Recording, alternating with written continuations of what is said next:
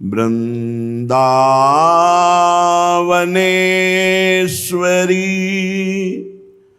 तवैव पदारविन्दम्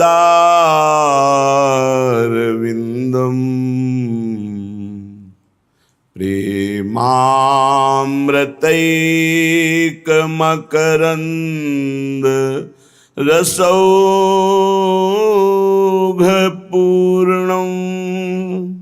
हृद्यर्पितं मधुपते स्मरतापमुग्रं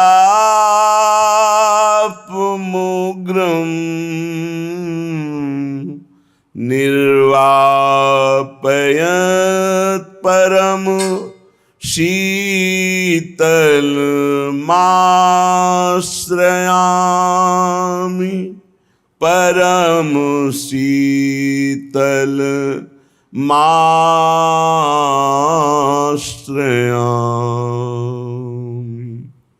जय वृंदा विपिन बिहारिणी रानी, जय जय वृंदा विपिन बिहारिणी रानी। जिनकी दया दृष्टि पल माही, कर्म भर्म सब खोए नशानी। जिनकी दया दृष्टि पल माही, कर्म भर्म सब खोए नसानी। जय जय वृंदा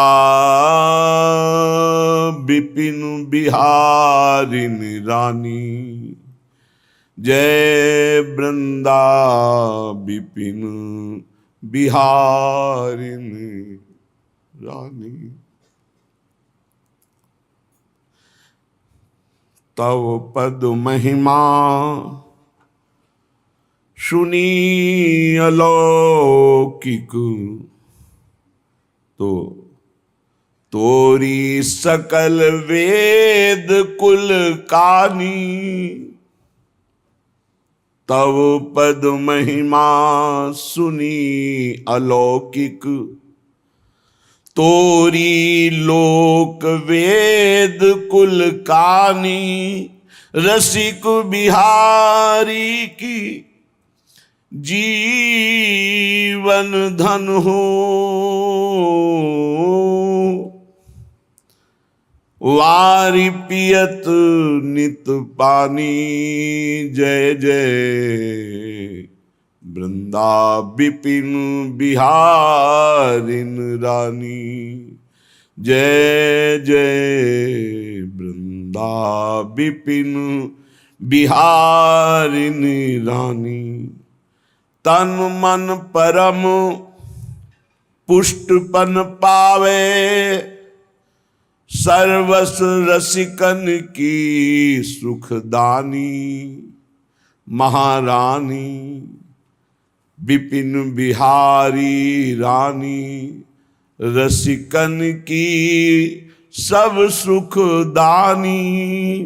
अली माधुरी प्रेम रस बाढ़े, श्यामा जू के जो चरण शरण में आनी। अली माधुरी प्रेम रस बाढ़े, जो श्री श्यामा जू के चरण शरण में आनी। जय जय वृंदा विपिन बिहारिणी रानी, जय जय वृंदा विपिन बिहारिणी रानी। श्यामा प्यारी जय जय, जय जय श्री राधा। करुणा सागरी शील उजागरी सुंदरी रूप अगाधा जय जय करुणा सागरी राधा जय जय शील उजागरी राधा जय जय सुंदरी रूप अगाधा श्यामा प्यारी जय जय जय जय श्री राधा श्याम सुंदर की प्राण प्यारी रसिकन सुख की साधा श्री राधा प्रेम अगाधा अली माधुरी शरण तिहारी मिटो भव की बाधा जय जय श्री राधा मिटो भव की बाधा रसिकन की सुख साधा प्रेम अगाधा श्री राधा जय जय श्यामा प्यारी जय जय श्री राधा जय जय श्री राधा।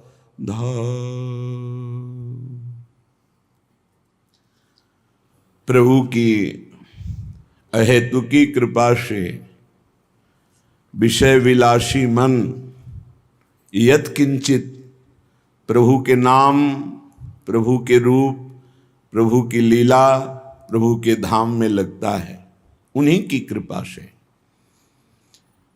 साधक यदि कृपा का आदर करने लगे, जैसे आपको सांसारिक मित्र मिल सकते हैं, धनी मानी मायावी नाना प्रकार के पद और प्रभावशाली, लेकिन बिना हरि कृपा के भगवत प्रेमी संतों से दोस्ती नहीं हो सकती। मित्रता, मैत्री, अपनापन, एक तरफ माया का सारा वैभव, सारे संबंध और माया का प्रलोभन, और एक तरफ भगवत प्रेमी महात्मा का अपनापन, ये दोनों भगवत कृपा से बुद्धि जिसकी पवित्र होती तब निर्णय कर पाती है और कदम बढ़ा देती है भगवत प्रेमी महात्मा की तरफ। बस जीत गया। पाला है बीच में, माया अपने पाले में भय प्रलोभन नाना प्रकार के आकर्षण से रखना चाहेगी, आपको उसे क्रॉस करना होगा। आपको बस आप पार कर लीजिए, हाथ पकड़ करके चढ़ाई तो वो चढ़ा लेंगे अध्यात्म की, पर आपको सबसे हाथ अपना हटा करके छुड़ा करके आगे चलना होगा। उनकी पुकार सुननी होगी। ये जो संत भगवत प्रेमी महात्मा, शास्त्र, इनकी पुकार है, ये प्रवचन, ये सत्संग, संसार से राग रहित होकर इसी संसार में रहते हुए, इसी संसार में कर्म करते हुए कर्तृत्व भाव से रहित होकर, इसी संसार में विषय सेवन करते हुए भोक्तत्व भाव रहित होकर जीवन मुक्त महात्मा हो जाओगे। गूढ़ बात है, इसी संसार में राग रहित होकर, कर्तृत्व भोक्तत्व भाव रहित होकर, जीवन मुक्त होकर महाआनंद को प्राप्त हो जाओगे। बस बात को समझ लो। अगर नहीं समझ पाए तो एक कर्तृत्व भोक्तत्व भाव तुम्हारी दुर्गति का कारण बन जाएगा। माना धामवासी हो, लेकिन कर्म प्रबल हो जाए तो धाम से बाहर कर देगा। अगर लाडली जी कृपा किए तो इसी धाम में फिर जन्म लेना पड़ेगा। बहुत सावधान। कलिकाल प्रतिपल बढ़ता जा रहा है, चित्तवृत्ति मलिनता की तरफ बढ़ रही है। प्रभु अपने नहीं लग रहे हैं। आश्रय विश्वास बल धन का है, जन का है, बुद्धि का है, विद्या का है, शरीर का है, जो सब नाशवान, एक क्षण में सब धूल दूषित हो जाने वाला, इसका कोई महत्व नहीं है। इसी पे सब परेशान है। तो फिर जिए कैसे? कर्तव्य कर्म करते हुए अपने अपने मार्ग का, निवृत्ति मार्ग का कर्तव्य गुरुदेव के द्वारा स्थापित किया जाता है। ये ऐसे चलो, ऐसे चलो, ऐसे चलो। प्रवृत्ति मार्ग का जो शास्त्र और गुरुदेव के द्वारा स्थापित किया हुआ मार्ग, उसके अनुसार अपने रीति के अनुसार चलने पर सब जीवन सो प्रीति, पर रीति निबाहत अपनी। हम प्रवृत्ति मार्ग में हैं कि निवृत्ति मार्ग में हैं? हमारा उद्देश्य क्या है? हमारा लक्ष्य क्या है? हमारा निर्वाह किससे होता है? विरक्त का निर्वाह सिर्फ इष्ट से, सिर्फ इष्ट से, दूसरे से नहीं। किसी भी तरह की किसी भी क्रिया से हमारा निर्वाह नहीं, इष्ट से, सीधे इष्ट से। हमारा योग क्षेम इष्ट से होता है। गृहस्थ अपने कर्तव्य का पालन करते हुए इष्ट भरोसे में, विरक्त अपने कर्तव्य का पालन करते हुए इष्ट भरोसे में।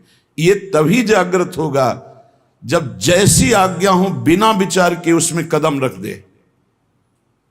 जो होगा देखा जाएगा। एक जीवन हम रसिकों के हाथ हार गए। विश्वास करो, जीत जाओगे। माया प्रपंच के बंधन से मुक्त होने के लिए केवल वचन आधीनता की आवश्यकता है। इसी से प्रीति का प्रादुर्भाव हो जाएगा। हित सजनी जी कह रहे, प्यारी जी, आप किनसे मान कर रहे हो? वचन आधीन सदा है, रूप समुद्र अगाध, प्राण रवन सो कत करत बिनु आगस अपराध। तो तत्काल उसी क्षण चितए कृपा करी भामिनी, लीन्हे कंठ लगाए, सुख सागर पूरित भय, देखत ही हो सिराए। उसी समय जब हमारा सर्वस्व केवल प्यारी जू, तो चितए कृपा करी भामिनी हो गया। जिनकी एक कृपा कटाक्ष मात्र से मोक्ष आदि सुखों का त्याग कराने वाला अद्भुत प्रेमानंद प्रकाशित होता है हृदय में, उनको कोई साधना से नहीं रिझा सकता। वचन आधीन, अब जो ही कहें करें हम सोई, आयस लिए चले निज दासी। अब जैसी आज्ञा वैसा जीवन हो गया सब कुछ। गुरु अधीनता माया की अधीनता से मुक्त कर देती है। जीवन बहुत थोड़ा है, बड़े संकटों से भरा हुआ है। कब कौन सी स्थिति आ जाए कि हम भजन करने लायक न रह जाएं। अभी भजन करने लायक है तो प्रपंच सुहाता है। जब संकट उपस्थित होंगे तो दुख में बुद्धि विकल हो जाती, फिर भजन नहीं होता। यदि भजन का अभ्यास कर लिया तो दुखों से ऊपर उठ जाओगे। ये मानव जीवन अमूल्य निधि है। जो भजा लो, पाप कमा लो, पुण्य कमा लो, या पाप पुण्य को नष्ट के भगवत प्राप्ति कर लो।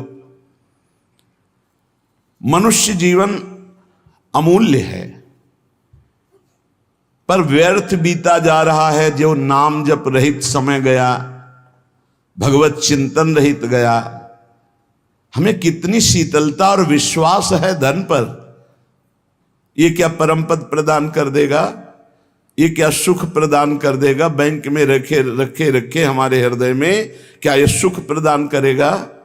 कैसी मूढ़ता है। अभी प्राण निकल जाए सब गया, और राधा राधा परम धन आपके साथ जाएगा।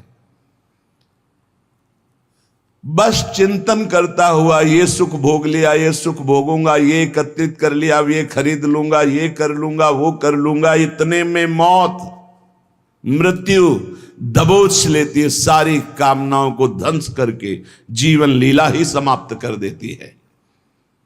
जब तक मृत्यु तुम्हें दबोच ना ले तब तक कुछ कर सकते हो। भजन कर लो, नाम जप करते हुए अपने कर्तव्य कर्म का पालन करो। जिस धन मान परिवार विद्या यश और प्रभाव के भरोसे तुम गर्भ में प्रियालाल को भूल रहे हो। धन मान, ध्यान रखना, कई बार ये शब्द कहा है, अगर याद हो, भय और प्रलोभन इस मार्ग में दोनों भेजे जाते हैं। मायावी लोगों का संग होता है। धन मान परिवार विद्या यश प्रभुत्व, इसके गर्भ में आकर, इसके भरोसे में आकर जो तुम प्रभु को भूल रहे हो, अहंकार से फूल रहे हो, तुम्हारी जरा भी मदद ये न धन कर पाएंगे, न विद्या, न यश, न मान, न प्रभुत्व और न मायावी लोग। हाथ मलते रह जाओगे, कुछ हाथ नहीं लगेगा। जब प्राण निकलने का समय आता है तो जीवन में जो किया वही सामने नाचता है और वही तुम्हारे अगले जन्म का हिसाब बन जाता है। नेत्रों के सामने छा जाएगा वही दृश्य जो तुम्हारी दुर्गति होनी है। अगर भजन किए हो तो भगवान कहते अंतिम समय मैं उसकी स्मृति बनता हूं। यही तो भरोसा आनंद दे रहा है कि हमसे चूक हुई तो आपसे चूक नहीं होगी, आप हमारी स्मृति बन जाओगे। हाय, इतना सुंदर अवसर और इतनी मलिन आश्रय वृत्ति, धन विद्या रूप महत्व कुल परिवार व्यवहार, ये तुम्हारे किसी काम में नहीं आएंगे। अभी बात मान लो, किसी काम में नहीं आएंगे। ना तुम्हारी कभी सहायता कर पाएंगे और ना ये तुम्हें सुख प्रदान कर सकते हैं जिनका तुम भरोसा लिए हो। पद का, धन का, प्रतिष्ठा का, व्यवहार का, परिवार का, पक्का। ये उस समय समझोगे जिस समय तुम समझ पाकर कुछ कर नहीं सकते। मन पछतई है अवसर बीते, दुर्लभ देह पाए हरिपद भज, करम वचन अरु जीते। भगवत कृपा मूर्तिमान मनुष्य शरीर प्राप्त होना। आंख ठीक है, कान ठीक है, नाक ठीक है, जबान ठीक है, सब स्वस्थ हो, बड़ी कृपा भगवान की। अब हमको भगवान की कृपा से सत्संग भी मिल गया। अब हमको पता भी है कि सत्य वस्तु क्या है, असत्य क्या है। वैसे सत्य वस्तु वो क्या है और असत्य क्या है तो गांव गली में भी लोग जानते हैं। जब किसी का शरीर छूटता है ना, माथे पे या कांधे पे 100 रखे होते हैं। गांव से दूर यात्रा में 2 आदमी माथे पे रखते, एक आगे एक पीछे। नजदीक यात्रा में 4 आदमी कांधे पे ले लेते हैं और उस समय गान करते हैं, राम नाम सत्य है। पता है उनको सत्य क्या है, पर गीत केवल गाते हैं, चित्त में नहीं एक बार भी उनके कि हम क्या बोल रहे हैं।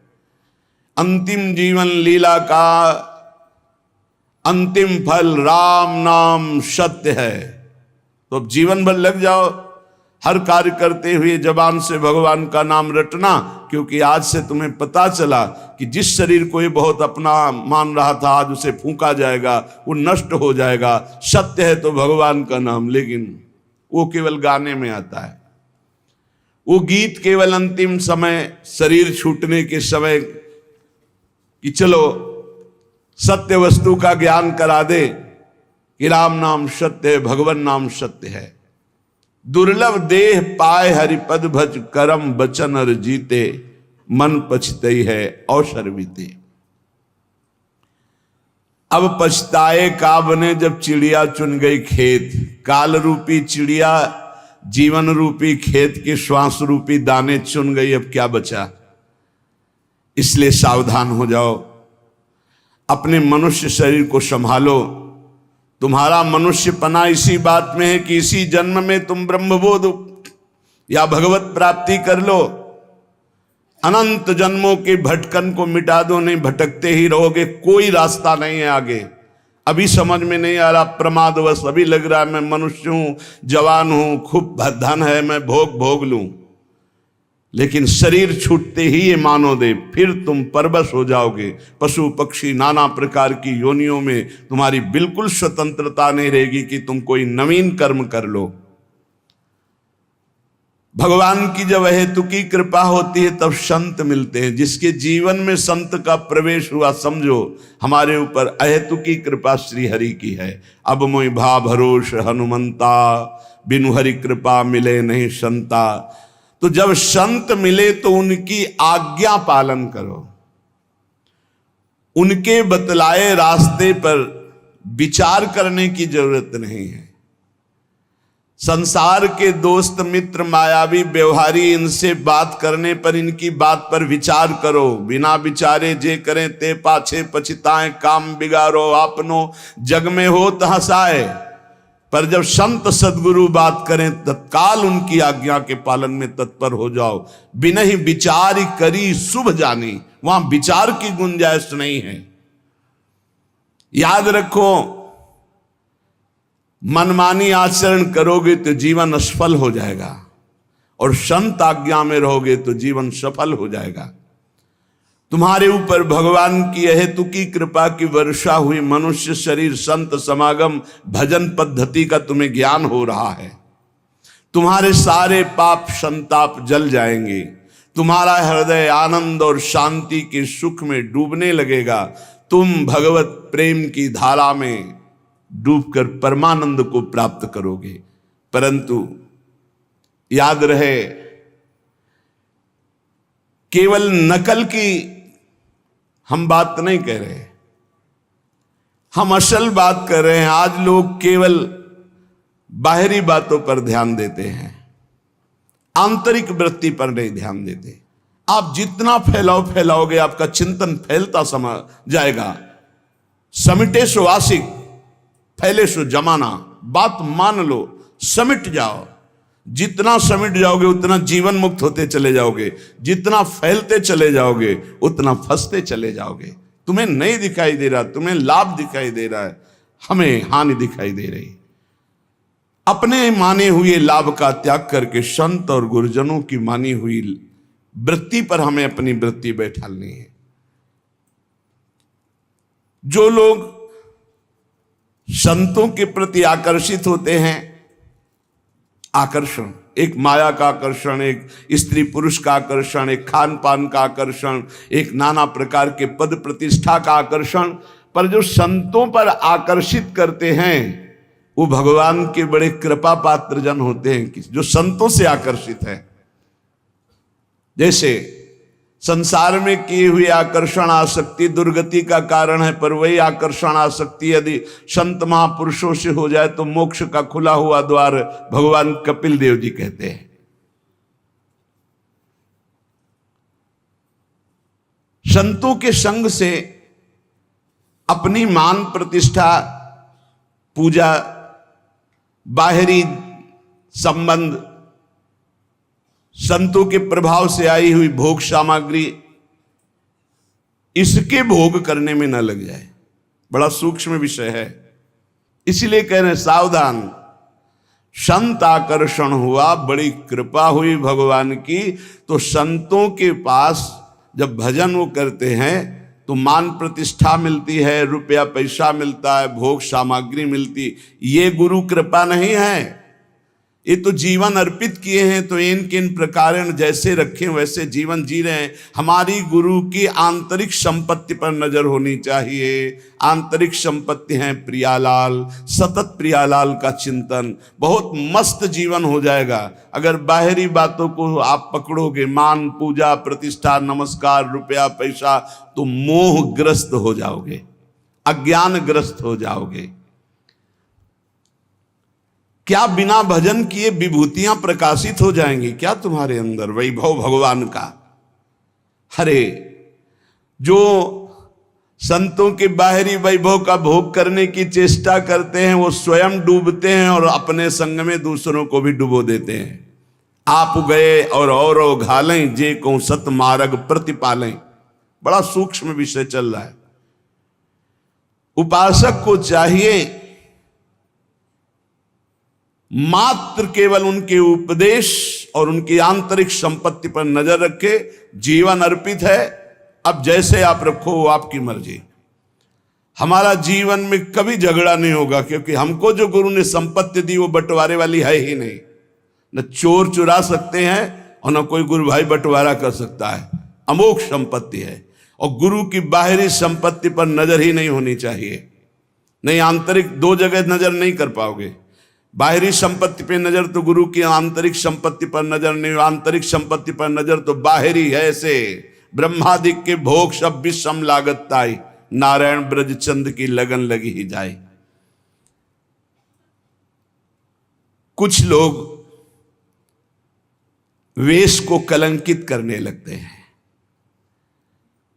उनके मन में स्वांग रचना, लोगों को लुभायमान करना, धन संपत्ति, ये क्या गुरु मार्ग है? सतमार्ग से भ्रष्ट हो जाते। कैसे पाएंगे भागवतिक विभूतियों को? जो दिव्य विभूतियां पे प्रकट होती हैं संतों में, साधकों में, योग को 8 अंग में वर्णन किया गया है, अष्टांग योग। उसमें सबसे पहला आता है यम, नियम। तो पहला यम, यम ही 5 प्रकार के होते हैं। अहिंसा, मन वाणी शरीर से किसी को दुख ना पहुंचाना। सत्य, वचन से सत्य, आचरण सत्य और मनन सत्य। जिसकी मन वाणी और आचरण एक होते हैं उसे योगी कहते हैं। जिसके मन में कुछ और, वचन में कुछ और, क्रियाएं कुछ और, वो भोगी होता है, संसारी। आस्ते, किसी के चोरी न करना। और ब्रह्मचर्य, अपरिग्रह, ये यम है पहला। योग का पहला यम है ये। यम 5 प्रकार, अहिंसा, सत्य, आस्ते, ब्रह्मचर्य, अपरिग्रह। और नियम, शौच, शरीर की पवित्रता, इंद्रियों की पवित्रता, मन की पवित्रता, विचार की पवित्रता, संतोष। जैसी परिस्थिति है, कभी घी घना, कभी मुट्ठी भर चना, कभी वो भी ना बना। तपस्या, काम, क्रोध, लोभ, मोह, मद, मत्सर, इनके ताप को, अंदर की जलन को चुपचाप मौन होकर सह जाना। स्वाध्याय शास्त्रों का, ईश्वर प्रणिधान, अपने इष्ट पर दृढ़ निश्चय, ये नियम है। अष्टांग योग की शुरुआत ही इसी से होती है। यम, नियम, फिर प्राणायाम, प्रत्याहार, ध्यान, धारणा, समाधि। जिसकी नींव में यम नियम है वही अष्टांग योग के महल को खड़ा कर पाता है, और वही यम नियम की परम सिद्धियों को प्राप्त होता है। आजकल जैसा लिखा है, यम नियम से कोई मतलब नहीं, योग का ढोंग किया जाता है। यम नियम ही अहिंसा, सत्य, आस्ते, ब्रह्मचर्य, अपरिग्रह, यम, शौच, संतोष, तपस्या, स्वाध्याय, ईश्वर प्रणिधान, यही पूर्णता को प्रदान कर देंगे। ये बिल्कुल नहीं होते। इसलिए मान सम्मान रुपया की प्राप्ति के लिए योग का झूठा नाटक हो सकता है, लेकिन परमात्म समाधि में प्राप्त होने के लिए जो योग है वो यम नियम से प्रारंभ होता है। जिसके जीवन में यम ही नहीं है, नियम नहीं है, वो कैसे योगी हो सकता है? किसी भी मार्ग का पति को ये दो तो होते ही हैं सब में, यम और नियम। चाहे वो किसी भी मार्ग का, किसी भी संप्रदाय का हो, अगर अहिंसा, सत्य, आस्ते, ब्रह्मचर्य, अपरिग्रह, शौच, संतोष, तपस्या, स्वाध्याय, ईश्वर प्रणिधान नहीं तो है क्या फिर जीवन में? सच्चे बनो, नकली मत बनो। आचरणों की सत्यता ही साधुता की प्रमाणता है। तुम्हारे आचरण कैसे हैं?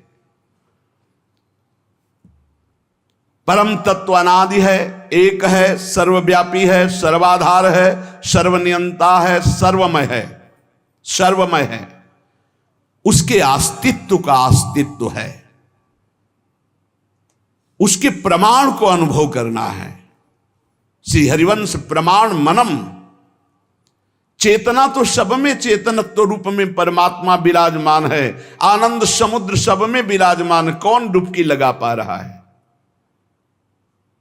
इसलिए बस प्रार्थना हम तुमसे कर सकते हैं कि भगवान से चाह करो कि मुझे शुद्ध भगवत प्रेमी महात्मा शुद्ध ज्ञानी मिल जाए, और जब संत मिल जाए तो संत की आज्ञा पर अपने जीवन को न्यौछावर कर दो। संत सेवा, संत आज्ञा, ये तुम्हें परम पद में पहुंचा देगी। तुम संत को तौलने की चेष्टा मत करो। तुम्हारे पास तराजू नहीं, कबाड़ तोलने वाले से सोना चांदी हीरा जवाहरात नहीं तोले जाते। तुम्हारी बुद्धि कबाड़ है जो त्रिगुण माया से युक्त है। त्रिगुणातीत स्थिति वाले महात्माओं को क्या जान पाओगे। संत जिससे तुलते हैं वो तुला ही तुम्हारे पास नहीं, वो तराजू ही नहीं है। श्रद्धा और भक्ति और विश्वास के द्वारा तुम उनके रहस्य को जब वो बताना शुरू करेंगे तब जान जाओगे। इसलिए केवल तुम आज्ञा पर रहो। जिस समय तुम किसी भी संत के थोड़े अंश को जान जाओगे कि ये क्या है, तो तुम चकित और आश्चर्यचकित होकर गर्व करोगे कि भगवान की अपार कृपा, मुझे ऐसे महात्मा का संग मिला। जिन बातों को तुम असंभव मानते हो, जो तुम्हारी धारणा में भी नहीं है, जो तुम कल्पना से भी नहीं सोच सकते, उससे बहुत आगे संत स्थिति होती, जिसे संत कहते हैं। अविश्वासी, अश्रद्धालु, अज्ञानी, ये लाख बताया भी जाए तो ये नहीं मान सकते हैं, क्योंकि मानने के लिए जो स्थिति चाहिए वो श्रद्धा। बिना श्रद्धा के प्रथम हृदय श्रद्धा जो करे, आचार्य जन जाय अनुसरे जहां जहां हरिवंश के। श्रीमद् भगवद गीता जी में श्रद्धावान लभते ज्ञानम तत्परा संहितेन्द्रिया। श्रद्धा, श्रद्धा। मोह में फंसी हुई बुद्धि संत का प्रमाण पत्र चाहेगी। दुनिया की चाहे जितनी बुद्धि लगा लो, जहां उनकी स्थिति वहां पहुंच ही नहीं सकते। वहां पहुंचने के लिए सर्टिफिकेट की आवश्यकता नहीं है। वहां पहुंचने के लिए मन बुद्धि को अर्पित करने की जरूरत है। मन बुद्धि को अर्पित कर दो संत सदगुरुदेव के चरणों में, धीरे धीरे जान जाओगे। संत ब्रह्म है, ब्रह्म स्थित ही संत है। ब्रह्मपरायण, ब्रह्ममय, ब्रह्मज्ञानी, परमात्मा, बहुत बड़ी बात कर, परमात्मा के वो आश्रय हैं, परमात्मा हैं, परमात्मा के प्यारे हैं, परमात्मा के शिष्य हैं, परमात्मा के आश्रित हैं, परमात्मा के आश्रय हैं। संत भगवान की दिव्य नित्य लीला में डूबे रहते हैं। संत भगवान की नित्य लीला के यंत्र है। भगवान उनके लीलामय हृदय में बैठकर लीला करते हैं। ऐसे संत जिसको प्राप्त हो जाते हैं, फिर भगवान की प्राप्ति के लिए उसे कोई प्रयत्न नहीं करना पड़ता। भगवान की अमोघ दया से ऐसे संत मिलते हैं। संतों का मिलन, संतों की दृष्टि भगवान से भी मिलन से बढ़ करके है, क्योंकि भगवान के प्रेम की बात भगवान कभी अपने मुख से वर्णन नहीं करते। जैसे कहा गया कि भगवान के मिलने से भी बढ़कर भगवत प्रेमी महात्मा का मिलन है। तो भगवान के समीप उद्धव जी थे पर प्रेमी नहीं हुए। जब गोपी जनों से मिले तब प्रेमी हुए। भगवान के प्रेम महल की बातें तो केवल प्रेमी महली जन ही बता सकते हैं, वो भगवान भी नहीं बताएंगे। भगवान आंसुओं का रहस्य नहीं बताया उद्धव को। जाओ गोपी जनों के पास जाओ तो वहां जान जाओगे मेरे आंसुओं का रहस्य। भगवान के रहस्य का पता भगवत प्रेमी महात्माओं से लगता है। इसीलिए भगवान की अहेतुकी कृपा माने जब हमें संत समागम प्राप्त हो, वो जो भगवान की छुपी हुई रहस्यमयी प्रेम की बातें हैं वो प्रकाशित करते संत जन। तुम केवल अवगाहन करो तो रस बरसाएंगे। तुम केवल आनंद स्वाद के लिए पिपासु बनो, ऐसे नहीं, ऐसे अहंकार से भरकर नहीं, अवज्ञा नहीं, अवहेलना नहीं, ऐसे छल कपट नहीं, जो कहोगे वही करेंगे, करना कुछ नहीं, छल कपट नहीं, ऐसे जैसी आज्ञा वैसे। आप कहो अभी प्राण त्याग दें, बस इतनी जरूरत है। जीवित मर जाए उलट आप में समाये है दिलगिरी। अरे अखिल कोटि ब्रह्मांडों का मालिक मिल जाएगा तो कौन सा वैभव बकाया रह जाएगा भाई। श्री भगवान इंद्रियों को स्वतंत्र छोड़ने पे नहीं मिलते। याद रखो, संत संग से इंद्रियां संयम में होती हैं, संत संग से इंद्रियों की शांति बढ़ती है, सुख प्रत्यक्ष दर्शने लगता है, कल्पना का नहीं। इसलिए संत संग का पहला सोपान, चाहे गृहस्थ हो चाहे विरक्त हो, ध्यान देकर सुनो। ये आज जो सर्वनाश किया जा रहा है ब्रह्मचर्य का, इसी से संत लाभ नहीं मिल पाएगा। चाहे गृहस्थ हो, संतानोत्पत्ति के लिए धर्म पूर्वक अपनी पत्नी से सहवास करने की शास्त्र आज्ञा करता है। ब्रह्मचर्य सेवन से अमोघ लाभ प्राप्त होता है। पहला, ब्रह्मचर्य सेवन से लाभ, संत संग का पहला लक्षण है आचरण की पवित्रता। आचरण की पवित्रता, इंद्रियों की शांति। इंद्रियों की शांति अर्थात ब्रह्मचर्य, प्रत्येक इंद्रिय का ब्रह्मचर्य। ब्रह्मचर्य से तत्काल प्रभाव बढ़ता है। क्या? स्मरण शक्ति। बहुत ध्यान देने की बात है। अगर आपको भगवत स्मृति में डूबना है तो आपको ब्रह्मचर्य का पोषण करना पड़ेगा, चाहे जो हो। इसके बिना स्मरण शक्ति आपकी काम नहीं करेगी।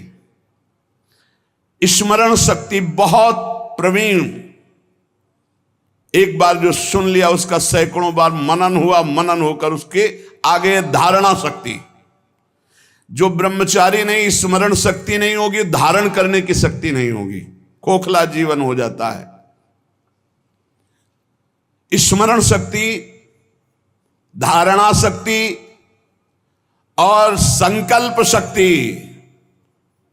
इतने बजे जगना है, इतना करना है, ऐसे चलना है, ऐसे सब होगा।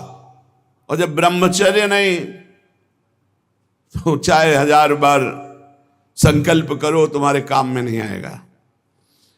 स्मरण शक्ति, धारणा शक्ति, संकल्प शक्ति, इच्छा शक्ति जिसे कहते, और उत्साह शक्ति और शरीर शक्ति, ये शक्तियां उसके अंदर प्रकाशित होती हैं जो ब्रह्मचर्य का पोषण करता है। स्मरण, धारण करना, जो संकल्प नियम ले उसका अक्षरशः पालन करना, और उत्साह बना रहना, और शरीर में स्फूर्ति रहना। ब्रह्मचर्य एक विलक्षण महाव्रत है। ब्रह्मचारी का सौंदर्य प्रस्फुटित होता है। एक नूर उसके चेहरे पे झलकता है जो ब्रह्मचर्य को धारण करता है। एक नवीन आकर्षण, बालवत चेहरा, एक आकर्षण होता है भागवती। और जिसका ब्रह्मचर्य पुष्ट होने लगता है, उसके शरीर से सुगंध आने लगती है। सुगंध, जो भोगी पुरुष होता पास से निकल जाए तो दुर्गंध निकलेगी, और जो ब्रह्मचारी होगा तो उसके शरीर में सौरभ होगी। ब्रह्मचारी का एक एक रोम तेज से युक्त होने लगता है। चेहरे पर हर समय प्रफुल्लता, मुस्कान, उसका हृदय नंदनवन हो जाता है, आनंदवन। बिना किसी कारण की प्रसन्नता बनी रहती है। शरीर अगर किसी असाध्य रोग से युक्त है तो भी उसके विचार कभी रोगी नहीं हो सकते, विचार स्वस्थ रहता है। और जो ब्रह्मचर्य नष्ट करता है, स्मरण शक्ति नष्ट, धारणा शक्ति नष्ट, इच्छा शक्ति नष्ट, उत्साह नष्ट, शरीर शक्ति नष्ट, सिकुड़ा हुआ मुंह, खिन्न मुंह, देखने से ही लगेगा पता नहीं कितना बोझा लादे हुए बैठा है दिमाग में। पथ्यास्यायी व्यायामी स्त्रीस्तु जितात्मा नरो न रोगी स्यात्। रोगी कौन नहीं है? बोले जो सदैव पथ्य का भोजन करता है और मित भोजन, हित और मित, शरीर के अनुकूल, साधना के अनुकूल और थोड़ा भोजन करता है, पथ्यास्यायी। दूसरा व्यायामी, रोज सत्संग में घुमा घुमा करके, चाहे आप 15-20 मिनट ही करें, व्यायाम करें, 2-3 किलोमीटर आप दौड़ो, चलो बाहर दौड़ने के लिए, नहीं तो ऐसे यंत्र चल गए हैं, ट्रेडमिल, ऐसे यंत्र चले हैं, उसी में दौड़ लो, नहीं ट्रेडमिल तो दौड़ लगाओ। शरीर को एक बार पसीना पसीना करो, थोड़ी सी बैठक, थोड़ी सी डर, थोड़ा व्यायाम करो।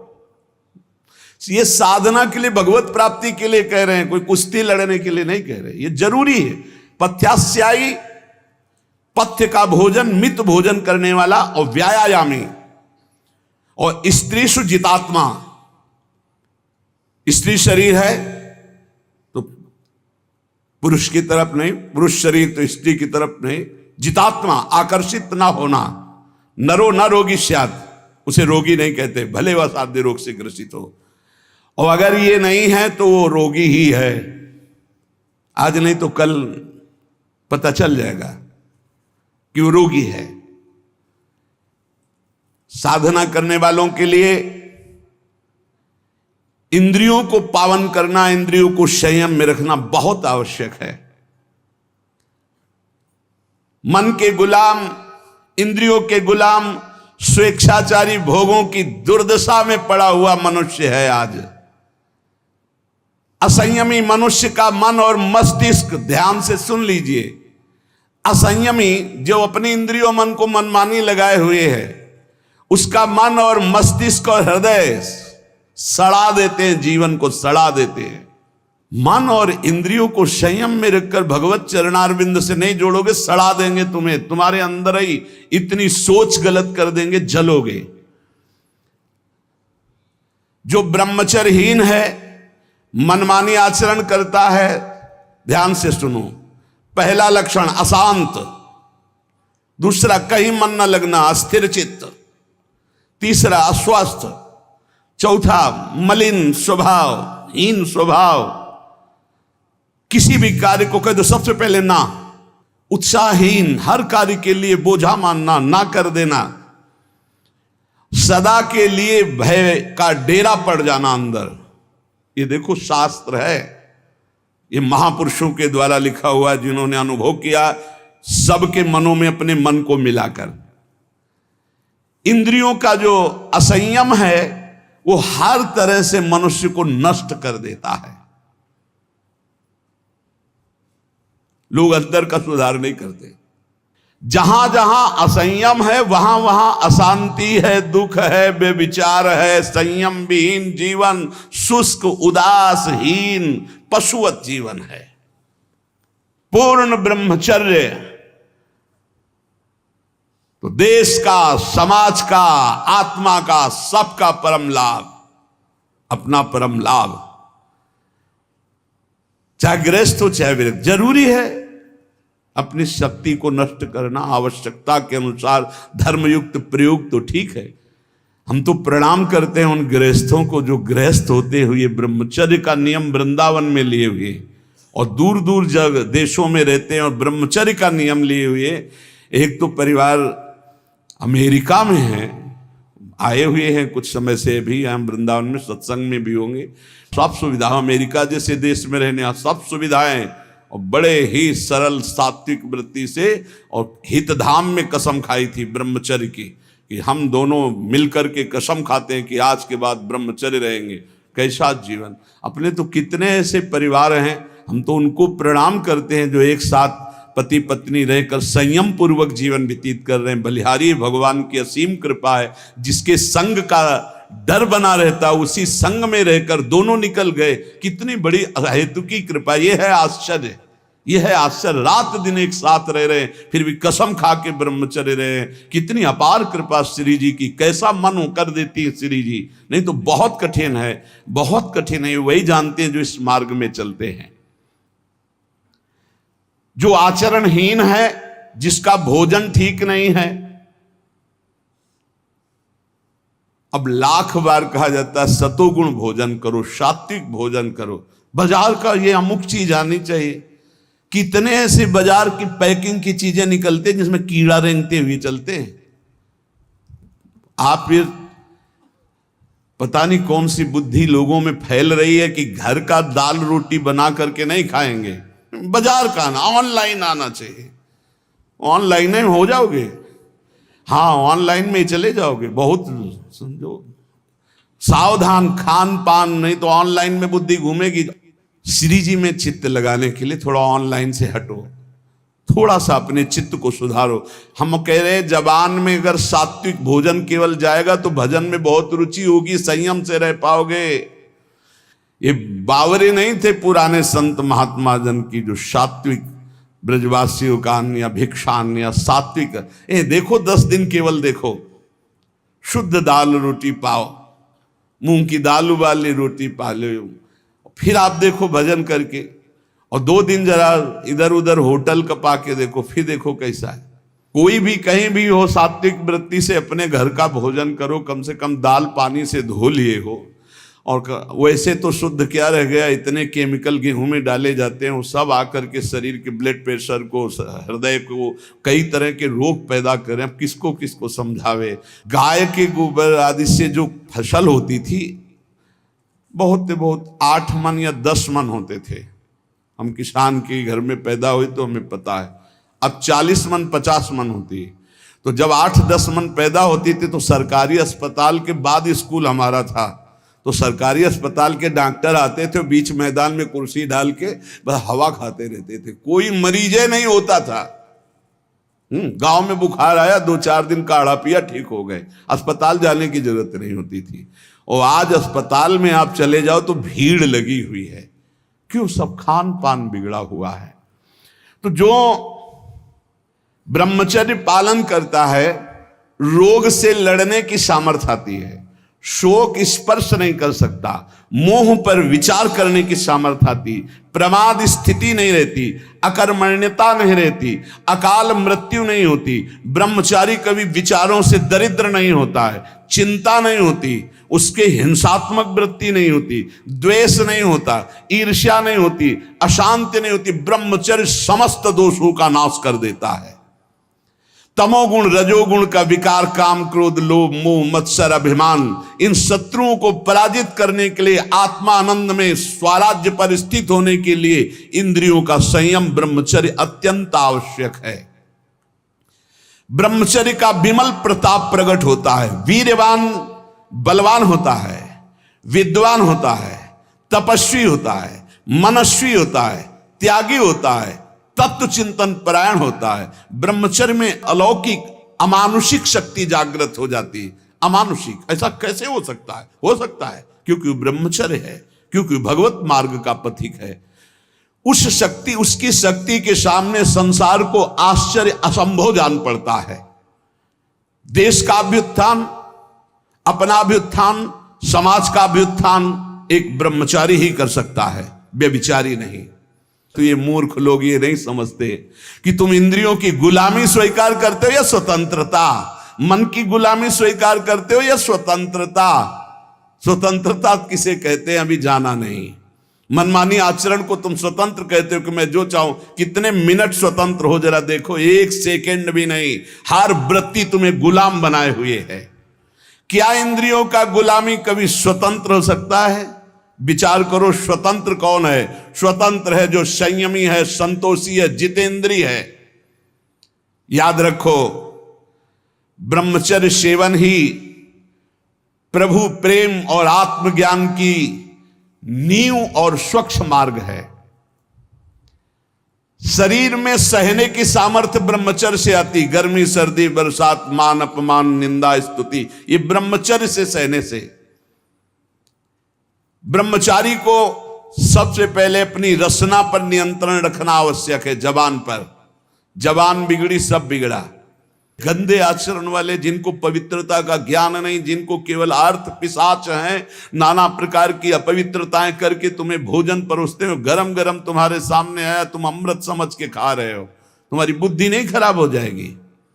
सबसे पहले सतमार्ग में चलने वाले को इस रसेंद्री को मारना होता है। रसेंद्री, ये जीत गए, सब जीत गए। और इस मार्ग में सबसे ज्यादा इसी को दुलार करने का अवसर मिलता है। जहां निमंत्रण होगा वहां चक्क होगा। बस को खाओ और चौपट करो अपनी साधना, अपने परमार्थ को चौपट कर दो। खाना ही मृत्यु है और खाना ही जीवन है। जो पवित्र भगवद अर्पित मित आहार करता है वो अपने जीवन को भागवतिक बना लेता। कितना खाओगे? याद रखो, परमार्थ में चलने के लिए रसेंद्री को बहुत शासन में जरूरत है, बहुत शासन की जरूरत है रसेंद्री में। अगर रसेंद्री आपकी छूटी हुई है तो कोई भी इंद्री आपके कब्जे में आने वाली नहीं। भोजन किया जाता है जीवन रखने के लिए, प्राणों का पोषण। और आप ये समझो, जैसे आप 400 ग्राम अन्न पा लिए तो आपकी जीवनी शक्ति उसमें पचाने में कम लगेगी और आपके चिंतन में ज्यादा लगेगी। 800 ग्राम डाल लिया। एक दिन सुना था 24 घंटे में एक मानव शरीर को स्वस्थ रहने के लिए 400 ग्राम अन्न की जरूरत होती, बस। इसके बाद तो ऊपर ओवरलोड करना है। इतनी हानि है, आप नहीं समझ पा रहे, रोगों का घर बढ़ा रहे हो। थोड़ा भोजन करो, सात्विक भोजन करो और ऐसा भोजन करो जिसमें तेल आदि गरिष्ठ पदार्थ ज्यादा न हो, तो आपकी जीवनी शक्ति बढ़ेगी। आप उसी जीवनी शक्ति से भजन करेंगे। भजन में मन क्यों नहीं लगता? आप देखो, एक दिन खा के अच्छे और एक दिन 2 रोटी खाओ केवल हमारे कहने के अनुसार, कि आपको लगे कि हाँ भूख लगी अभी, और बस छोड़ दो, फिर आप भजन में लगो, देखो कैसी वृत्ति जाएगी, सतोगुणी। चंचलता मन की तभी रुकती है जब सात्विक भोजन होता है। नेत्र की चपलता, बार बार इधर उधर देखना, कानों की चपलता, प्रपंच की बात सुन, हर इंद्री का ब्रह्मचर्य हमें चाहिए। तो बहुत लाल मिर्च वाला गर्मा गर्म, ये ब्रह्मचर्य के लिए सब हानिकारक।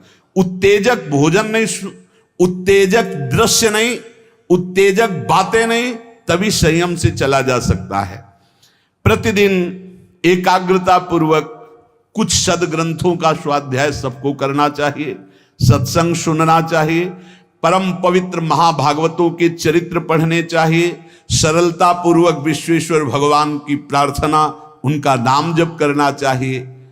केवल ऐसे संयम से चलने से सबकी उन्नति का भाव जागृत हो जाता है, निस्वार्थ भाव जागृत हो जाता है। पूरे जगत का मंगल वो कर सकता है जो संयमी है। जो संयमी नहीं, वो दीन दुखी अपनी इंद्रियों के पोषण भरण में लगा रहता है। याद रखो, सच्चित आनंद स्वरूप परमात्मा की प्राप्ति ही तुम्हारा लक्ष्य है। वो अमृतानंद शांत समुद्र तुम्हारे हृदय में है। तुम्हें लगना पड़ेगा इस मार्ग में, तुम्हें प्रयत्न करना पड़ेगा। वो प्रयत्न गुरु कृपा से, भगवत कृपा से है, ये मानना होगा, नहीं तो अहंकार हो जाएगा। नमा ऋषिभ्या पूर्वजेभ्या पूर्वेभ्या पथिकृतभ्या, ये महामोह में ज्वाल में मैं उन ऋषि मुनियों को नमस्कार करता हूं जिन्होंने हमको ये मार्ग पूर्व में अनुभव करके बताया है। देखो, जैसे तुम्हारे मन की क्या वृत्ति है ये जानना हो, पूरे जगत के मन की क्या वृत्ति है ये जानना हो, तो थोड़ी देर मन को किसी विषयी पुरुष में तदात्म किया जाता है। फिर उसकी जो मन की तरंगे हैं वो सब मन में आती, तब होता है अच्छा ऐसी स्थिति। तो लगता है महात्मा लोग कैसे जानते बिना अनुभव किए? संसार का तो अनुभव नहीं किए, इनको तो संसार का अनुभव, फिर जानते कैसे? वो तुम्हारे मन में जानते हैं। तुम्हारे मन में जो चल रहा, मन को मन में मिलाया और 1 मिनट में सब जान लिया। और वो फिर जब बोलते तो हाँ हाँ ऐसा ही चलता है, ये तो आश्चर्य की बात है, तो ये तो हमारे मन की बात है, क्योंकि तुम्हारे ही मन की बात वो जान करके बोल रहे हैं। तो अनेक जन्मों में भ्रमण करते हुए ध्येय की प्राप्ति के लिए हमें भगवान ने मानव जन्म दिया। हमें अपनी इंद्रियों को संयम में रख करके सत्संग, स्वाध्याय, सेवा, सुमिरन, इसमें डूबना है।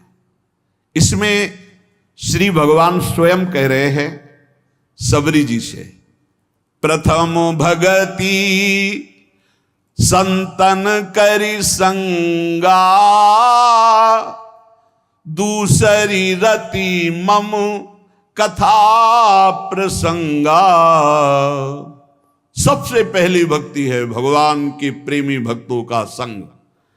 दूसरी भक्ति उनके मुख से निकली हुई भगवत चर्चा। भगवान श्री रामचंद्र जी महाराज कह रहे हैं संतों का सेवन करो। संत शब्द नहीं कहा, संतन, बहुत से संतों का। संत और संतन बहुवचन प्रयोग किया। जहां भी भगवान की चर्चा करने वाले प्रेमी भागवत जन मिले, उनकी एक एक बात गौर से सुनो, अपने जीवन में धारण को, लेकिन भगवान से युक्त। भगवान ने जाति पक्ष को नहीं कहा, कुल पक्ष को नहीं कहा, विद्या पक्ष को नहीं कहा। जाति पाति कुल कर्म धर्म बड़ाई ये सब भगवान कहते मुझे। एक बार एक कारे नाम के मुसलमान भक्त थे, उनको स्वप्न में भगवान श्री कृष्ण ने एकदम, तो सब भूल गए और बस भगवान श्री कृष्ण के आशिक हो गए। उनको भक्तजन कारे ही कहने लगे, श्याम सुंदर के नाते से कारे ही। वो बड़े महान, हर समय केवल कृष्ण कृष्ण कृष्ण और उसमें डूबे रहते हैं। एक समय भ्रमण करते हुए वो जब नीलांचल पहुंचे तो जगन्नाथ जी के दर्शन के लिए बड़ा प्रेम उमड़ा। जब वहां दर्शन के लिए गए तो मंदिर में परिचय पूछा गया, क्योंकि उनकी वेशभूषा तो देखते ही संशय हो गया कि, तो पूछा तो उन्होंने सच्ची बात बता दी कि मैं अमुक कुल में जन्मा हूं ऐसा है। उनको धक्का मार के बाहर कर दिया गया। तो जगन्नाथ जी के मेन प्रधान द्वार से ही उनको, जो सेवक जन थे उनको ऐसा मान करके द्वार से ही उनको हटा दिया गया। और वो बहुत अंदर ही अंदर लड़े, हम तो जानते भी नहीं थे आपको, आपने आकर स्वप्न में परिचय दिया, मेरे चित्त को चुराया, अपना दास बनाया और आपने उत्साह पैदा किया कि चलो मेरे दर्शन करने, तो नीलांचल दर्शन कर, फिर ऐसा क्यों धक्का दिलवा दिया? द्वार पर से हटा दिया तो वो कवि प्रकृति के थे, एकांत में जाकर के बैठ गए और कहने लगे, यदि तू जगत का नाथ तो हमारी भी सुध लीजिए।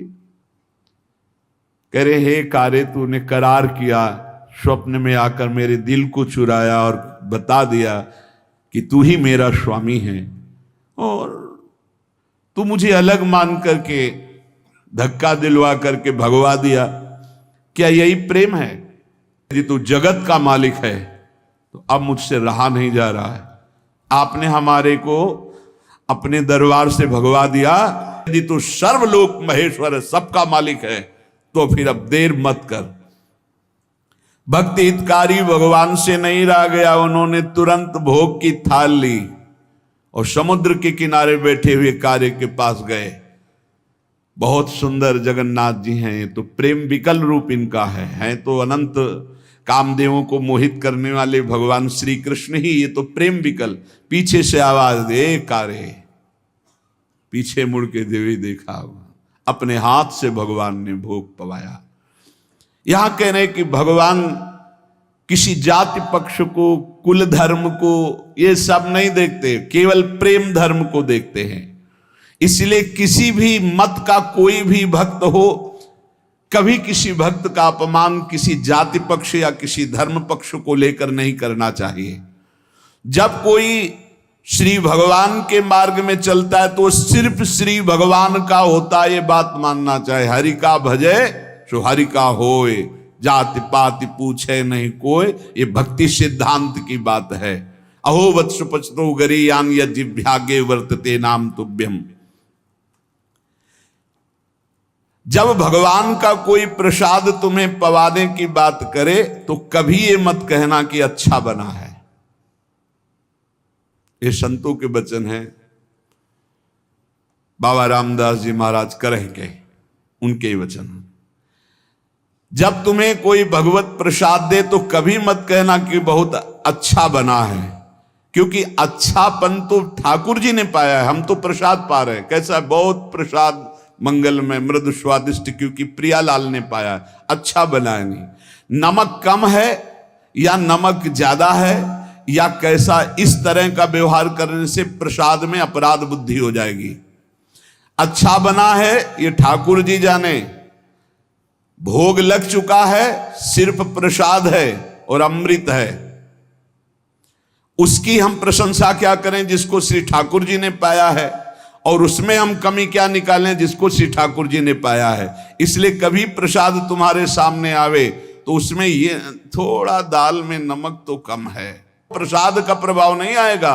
प्रसादे सर्व दुखा नाम हानिरस्योपजायते, जैसा वैसे ही प्रसाद पावना चाहिए, और कभी अच्छी बुरी भावना नहीं करनी चाहिए, कभी पकवान अन्न फलहार की भावना नहीं। प्रसाद सिर्फ प्रसाद है, श्री स्वामी रामदास जी महाराज कह रहे हैं। स्वामी जी महाराज कह रहे, जौलों ठठरी शीश पर तो राम राम है सत्य, मानुष बैठे मसान में तो ज्ञान कथें अलबत, ज्ञान कथें अलबत रहेगा रहा न कोई। आपस में बैठते जब जाते हैं बोले राम नाम सत्य, वहां बैठते हैं, भैया रो मत, यहां किसी को नहीं रहना, सबको जाना, बड़ा ज्ञान बघारते हैं। और नहाए धोए कर घर चले ऐसे ज्ञान भवगत, जौलों ठठरी शीश पर तो राम राम है सत्य, ऐसा ज्ञान किस काम का। आपस में बैठकर ज्ञान की चर्चा की, संसार में सब असत्य है, नाशवान है, रो मत, तो घर गए फिर उसी असत्य में लग गए। इसलिए हमें चाहिए कि ऐसे हम संतों का संग करके उस ज्ञान को व्यर्थ ना करें। बड़ा सूक्ष्म स्वरूप महापुरुषों ने वर्णन किया। आप इतना वर्णन करते हैं कि सब संत कृपा से ही भगवत प्राप्ति होती, ज्ञान की प्राप्ति होती है, तो प्रयत्न फिर किस बात का। बहुत सुंदर महापुरुषों के सामने जो प्रश्न किए गए, संत भाव कृपा भाव, इसी से भगवत प्राप्ति होती है, फिर प्रयत्न की क्या जरूरत है। यदि प्रयत्न की जरूरत है तो यह क्यों वर्णन किया जाता है कि भगवत प्राप्ति प्रयत्न से नहीं होती, कृपा से होती है। भगवत कृपा से होती तो सबको भगवत प्राप्ति हो जानी चाहिए, क्योंकि प्रयत्न से होती नहीं है, और प्रयत्न से होती तो फिर भगवत कृपा से होती है, ऐसा कैसे हो सकता है। संत कृपा से होती है, भगवत कृपा से होती है, यही शब्द सुनते चले आ रहे हैं। हमारा प्रयास, हमारे प्रयत्न से भगवत प्राप्ति नहीं होती, ठीक है। तो सबको भगवत प्राप्ति हो जानी चाहिए, क्योंकि संत और भगवान की समान सब पर कृपा होती, फिर प्रयत्न की जरूरत क्या है। फिर यह क्यों कह दिया जाता है कि तुम अधिकारी नहीं हो। अधिकारी अनाधिकारी से क्या मतलब, कृपा तो सबके ऊपर बराबर है, और संत भगवान की कृपा में कोई भेद नहीं होता, इसलिए सबका कल्याण हो जाना चाहिए, तो क्यों नहीं होता। इसका उत्तर यह है कि भगवत प्राप्ति केवल भगवत कृपा संत कृपा से ही होती है, मोक्ष मूलम गुरु कृपा। पर परमात्मा की कृपा, संत की कृपा सभी पर है, बिल्कुल सत्य समझो। पर तीव्र चाह आपको करनी होगी।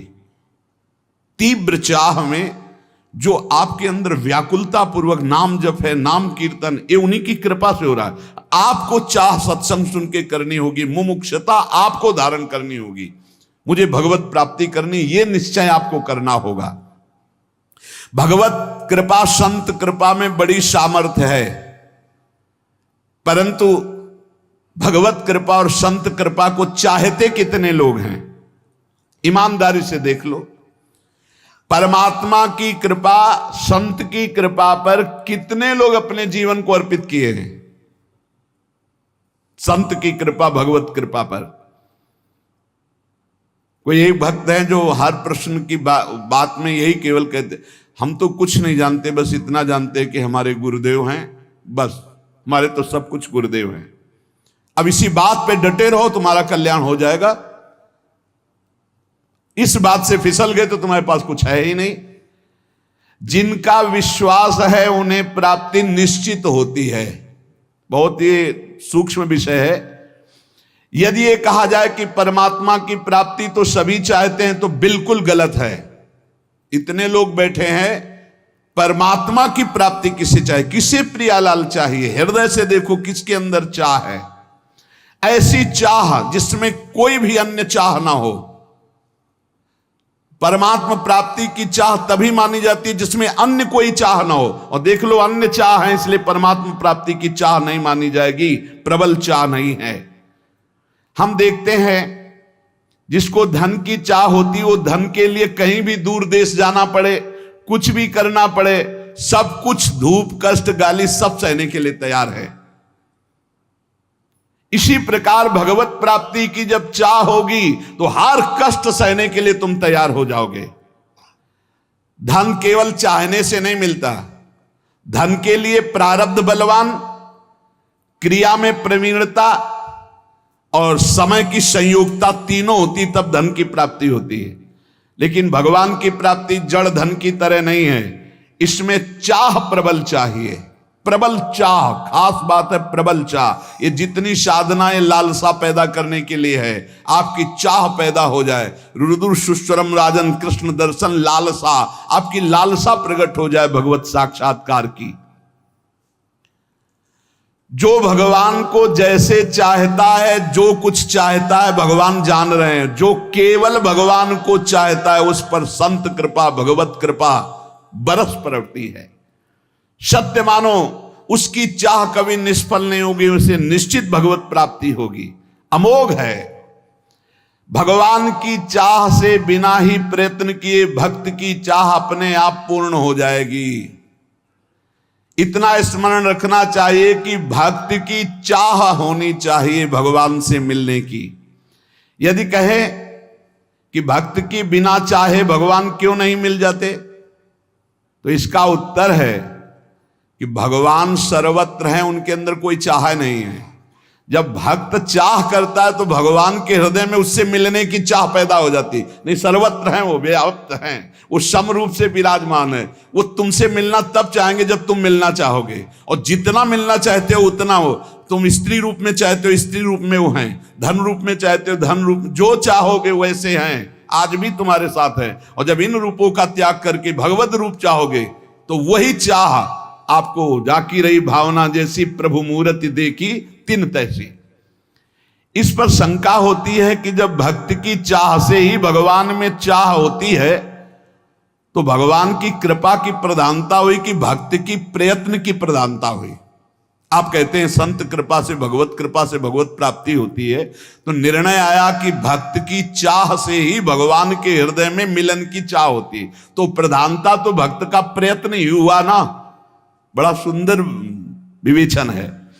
इसका उत्तर है कि भगवान को प्राप्त करने की इच्छा मात्र को प्रयत्न नहीं कहा जाता। क्यों? क्योंकि भगवान ने मनुष्य शरीर दिया, भगवान ने संत समागम दिया, संत समागम सुन करके साधन मिला, साधन से आपके अंदर चाह पैदा हुई। ये सब कुछ भगवान की तरफ से आपको मिल रहा है, आप इसमें कहीं नहीं हैं। यदि इसी को प्रयत्न माने तो इतना प्रयत्न तो अवश्य साधक को करना पड़ेगा ही कृपा प्राप्त करने के लिए। ध्यान देकर देखने से मालूम होगा कि भगवान के मिलन की इच्छा भगवान ने ही पैदा करवाई है, संत समागम कराकर मिला करके। दुनिया के लोग नाना प्रकार के पदार्थों की इच्छा करते हैं, परंतु क्या उनकी इच्छा के अनुसार सब कुछ मिल जाता है क्या? नहीं। एक इच्छा ऐसी है जो प्रारब्ध के अधीन नहीं है, भगवान की प्राप्ति। ये इच्छा बड़े संत समागम से ही प्रकट होती है। देख लो, जिसके कभी भी कहीं भी भगवत प्राप्ति की इच्छा होगी वो सत्संग से होगी। और सत्संग बिन सत्संग विवेक न होई, राम कृपा बिन सुलभ न होई। तो इसमें तुम्हारा प्रयत्न नहीं, इसमें भगवान की कृपा है। इच्छा करने पर जो प्रयत्न होता है वो भगवान ही तुमसे करा रहे हैं। भगवान ही साधक को निमित्त बना करके संत समागम कराकर उसके अंदर साधन पद्धति चलाना, ये सब भगवान कर रहे हैं। जैसे अर्जुन जी से कहा भगवान ने कि मेरे द्वारा ये सारे वीर मारे जा चुके हैं, तुम केवल निमित्त मात्र बन जाओ, ये मारे जा चुके हैं। ऐसे ही साधक शरणागत केवल निमित्त होता, करवाते सब भगवान है भगवत प्राप्ति तक।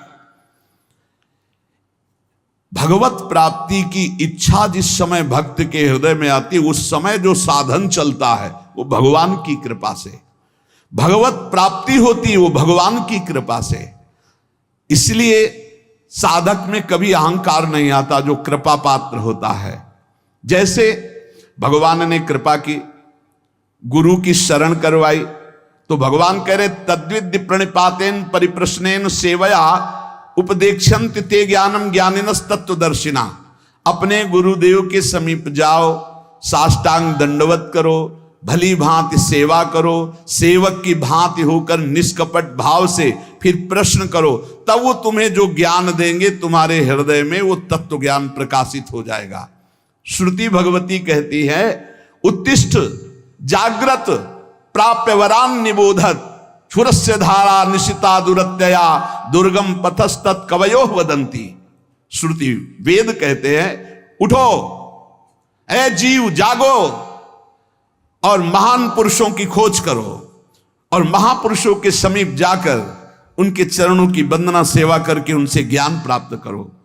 ये मार्ग छुरे की धारा के समान, गिरते हुए देर नहीं लगती, केवल उनकी आज्ञा पर चलना नहीं गिर जाओगे। छुरे की धारा बहुत पतला मार्ग, छुरस्य धारा निशिता दुरत्यया दुर्गम पथस्तत् कवयो वदंती। ये छुरे की धार के समान ये ज्ञान का मार्ग भगवत मार्ग है। जैसा ज्ञानी गुरुदेव कह रहे हैं ठीक वैसे ही मार्ग पे चलोगे, कभी गिरोगे नहीं। भगवत प्राप्ति में अपना पुरुषार्थ मानने के कारण अहंकार रूपी दोष आ जाता है और अहंकार दोष उत्पन्न होने के कारण कभी भी भगवत प्राप्ति नहीं होती। वो भीषण संकटों में फंसता चला जाता है, काम क्रोध लोभ मोह मद मत्सर अहंकार। जो साधक भगवत प्राप्ति के मार्ग में अपना बल रखता है भ्रष्ट हो जाएगा। अहंकार के नाश के लिए फिर भगवान विपत्ति संकट बड़ी बड़ी अपमानजनक वृत्तियां भेजते हैं उसके सामने। अब देख, ये भगवान की विशेष कृपा साधक के ऊपर होती है कि जब वो गर्व करता है तो भगवान उसके सामने विपत्ति संकट और अपमान भेजते हैं। केनोपनिषद में कथा आती है कि देवराजेंद्र दैत्यों से विजय प्राप्त करके बड़ा उत्साह नाच गाना मना रहे थे और सब गरज रहे थे देवता। भगवान ने देखा कि अरे मेरे बल से बलवान होकर के ये विजय प्राप्त किए और अहंकार स्वयं कर रहे। केनोपनिषद में है ये कथा। तो भगवान एक विशाल यक्ष के रूप में प्रकट होते, ऐसे सभा में नृत्यगान हो रहा था दूर से, इतना विशाल आकर्षणकारी रूप। देवराजेंद्र ने कहा कौन सभा में जाके परिचय लाएगा, ये कौन बहुत दूर बलवान खड़ा है।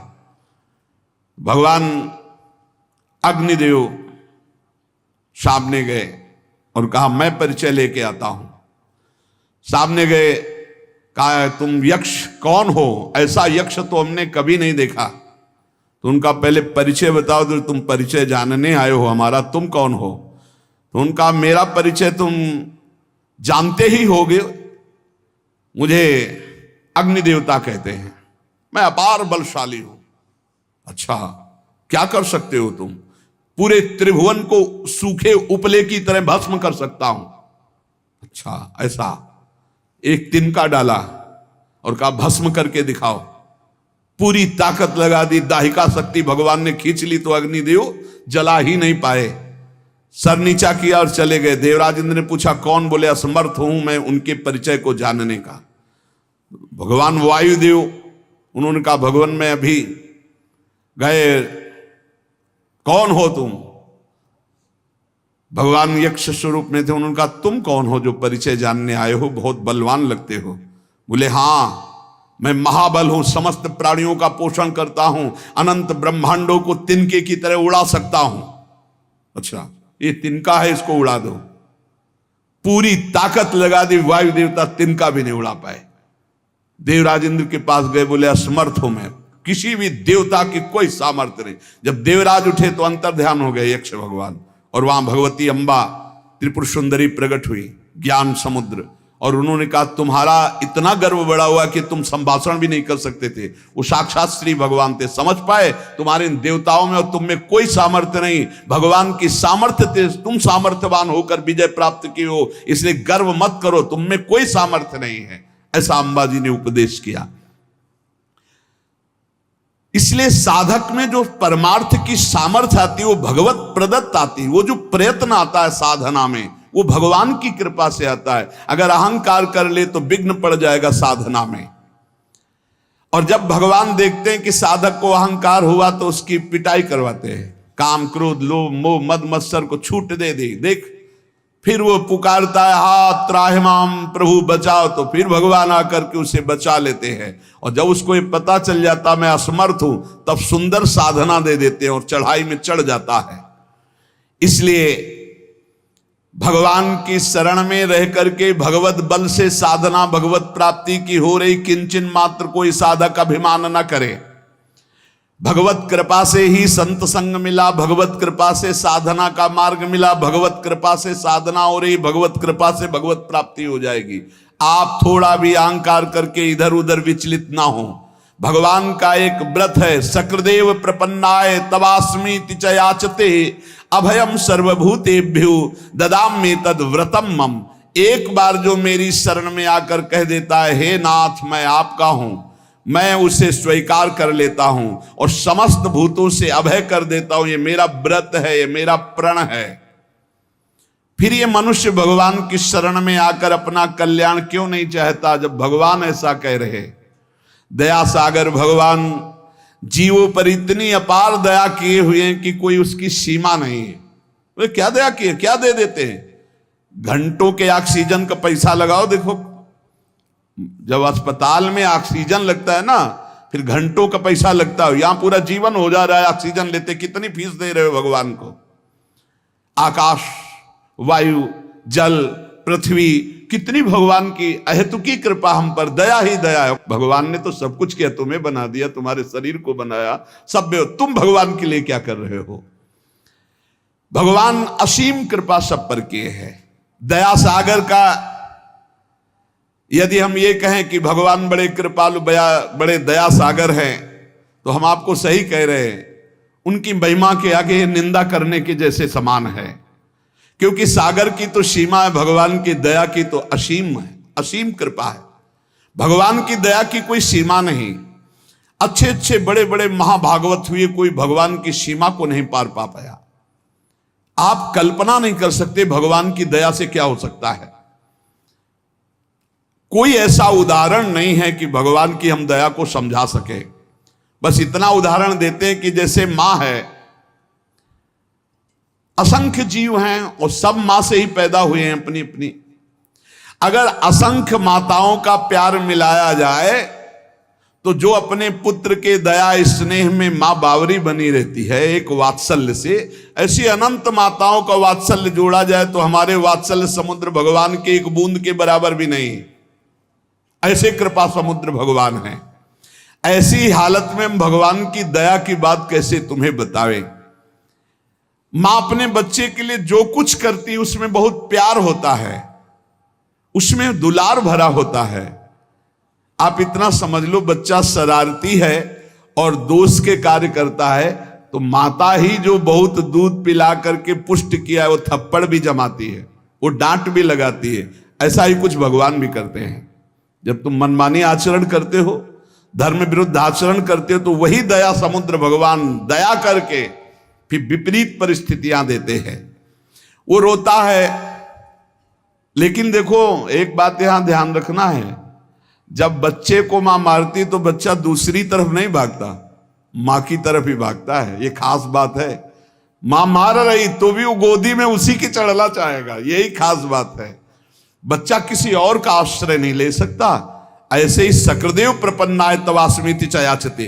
कैसी भी परिस्थिति दुख की हो, भक्त को भगवान को ही पुकारना चाहिए। परिस्थिति तभी आती है जब अहंकार कोई न कोई, किसी तरह का अहंकार, तभी विपरीत परिस्थिति आती है। अगर कोई उससे कहे कि देखा ना मामा कहता था, पीटा ना तेरी मां ने, अब तू कहां जाएगा, तो मामा ही कहेगा और मां की तरफ ही भागेगा। ऐसे ही हमें हरि हरि पुकारना है, हरि की तरफ ही चलना चाहिए जितनी विपत्ति आ जाए। इस बात पर बहुत ध्यान देना चाहिए। और जब वो मां पीट लेती है और बच्चा दौड़कर मां की तरफ जाता है तो हृदय से लगाती, आंसू पोंछती, कहती बहुत आज पीटा ना, देखो तू क्यों उपद्रव करता, मैं नहीं चाहती तुझे पीटना पर तू उपद्रव करता, मुझे पीटना पड़ता। ऐसे हरि फिर दुलार करते हैं, ऐसे हरि आंसू पोंछते हैं किसी न किसी रूप में आकर के। भगवान स्वयं साधक को अध्यात्म की ऊंचाई पर चढ़ाने के लिए छोड़ देते हैं। चलो, जैसे अपने छोटे से बच्चे को जब मां चलना सिखाती है, पहले पकड़ के फिर छोड़ देती है, चलो, लड़खड़ाता है तो पकड़ लेती, पर वो चढ़ाती। बच्चे को चलना भी वही सिखाती है और मालिश भी वही तेल की करती है, पैरों को पुष्ट भी वही कर, पूरा का पूरा कार्य भगवान कर रहे हैं। पकड़ के सत्संग में लाना, सिखाना, चलाना, अध्यात्म की ऊंचाई तक सब कुछ भगवान कह रहे हैं। जैसे वो मां बच्चे को ऐसे चलाती है, ऐसे श्री भगवान चला रहे हैं। मां का प्यार बच्चा भूल सकता है, लेकिन मां का प्यार सदैव बच्चे के प्रति बढ़ता जाता है। मां स्वार्थी भी हो सकती है क्योंकि माया जनित उसका प्यार है। भगवान का मायातीत प्यार है, वो हर स्थिति में बढ़ता रहता है। इसलिए इस रहस्य को जानने वाला पुरुष भगवान की दया और करुणा पर विश्वास करके अन्य आश्रय कभी नहीं लेता। एक वचन आता है कि राम सिंधु घन सज्जन धीरा, चंदन तरु हरि संत समीरा, मोरे मन प्रभुवश विश्वासा, राम ते अधिक राम कर दासा। भगवान समुद्र हैं तो संत मेघ हैं, भगवान चंदन हैं तो संत पवन हैं, वायु हैं। इसलिए मेरे मन में ऐसा विश्वास आता है कि भगवान से बढ़कर भगवान के भक्त जन हैं। समुद्र जल से परिपूर्ण है, परंतु वो जल किसी काम में नहीं आता, ना कोई उसे पीता है, ना वो खेती सींचने के काम में आता है। लेकिन जब बादल बनकर के बरसता है तो मोर, पपीहा, खेती, पूरे जगत को आनंद की लहर बरसाता है। इसी प्रकार परमात्मा सच्चिदानंद घन समुद्र है, लेकिन संत जन बादल बनकर के उसी समुद्र से, उसी आनंद से आनंद लेकर बरसाते हैं। तभी सबके हृदय में क्षमता, शांति, प्रेम, जितेंद्रियता, बुद्धिमत्ता ये सब बढ़ने लगती है।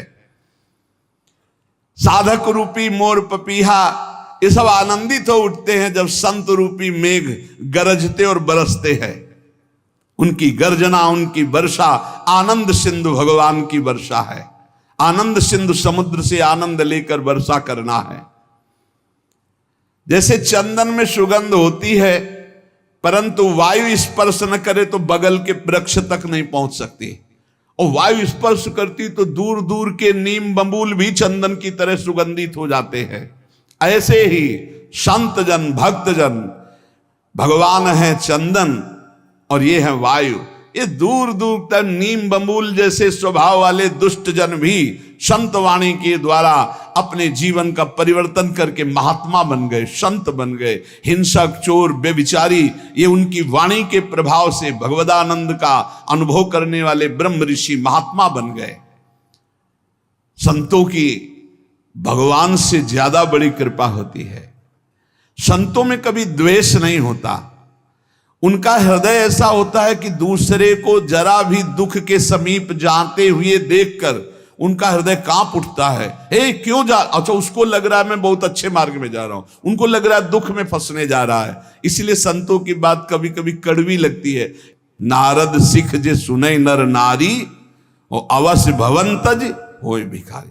देखो, मां चाहेगी बेटा खाए पिए खूब सोए, पिता चाहेगा इतना वैभव एकत्रित कर दूं किसी का कभी कोई जरूरत, और गुरु चाहेगा कि किसी काम का न रह जाए, न इसे नींद आवे, न इसका पेट भरे, न इसके पास धन का बल हो, न इसके पास जन का बल हो। एक बल हो महाबल, केवल भगवान का।